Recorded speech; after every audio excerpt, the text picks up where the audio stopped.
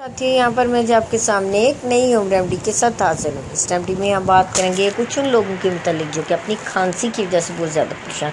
खांसी चाहे खुश्क हो या बलगमी, दोनों सूरतों में काफ़ी नुकसान देता है। इवन कुछ लोगों को तो इस तरह की खांसी आती है कि खांसी के साथ उनका जो है यूरिन पास हो जाता है, उनका पेशाब निकल जाता है, जिससे उन्हें काफ़ी प्रॉब्लम हो जाती है। तो मैं यहाँ पे बड़ा आसान सा देसी टोटका लेके आई हूँ, जिसके इस्तेमाल से उनकी ये कफ तो ख़त्म होगी, प्लस जो है वो हमेशा के लिए ये उनको जो थोड़ा सा साथ ये पेशाब की प्रॉब्लम है, यानी खांसी के साथ ही पेशाब निकल जाता है, पेशाब के ऊपर भी उनका कंट्रोल हो जाएगा।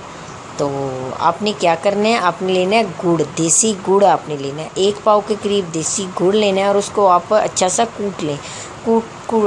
देसी ये गुड़ का ये होता है कि जब हम इसको नरम करते हैं तो इसमें हल्की सी नमी होती है।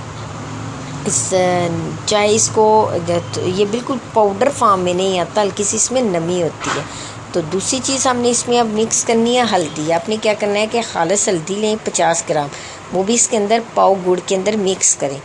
यहाँ पे नमी का जिक्र इसलिए मैंने किया क्योंकि हमें यहाँ पे गोलियाँ चाहिए, यानी आपने इनकी टैबलेट सी बना लेनी है, वो कैंडी सी स्वीट सी बना लेनी है। आपने गुड़ के अंदर हल्दी को मिक्स करना है और उसकी छोटी छोटी आपने बॉल टॉफ़ियाँ सी गोलियाँ सी बना लेनी है कैंडी की शेप में, और आप इनको अपने पास सेव कर लें। अब आपने क्या करना है कि दिन में आपने 3 से 4 गोलियाँ ये खानी है। किस तरह से खानी है, हर 2 से 3 घंटे का आपने एक गोली खाने के बाद 2 से 3 घंटे का आप गैप दें, और गैप देने के बाद फिर एक गोली लें और इसको चूस के खाना है आपने।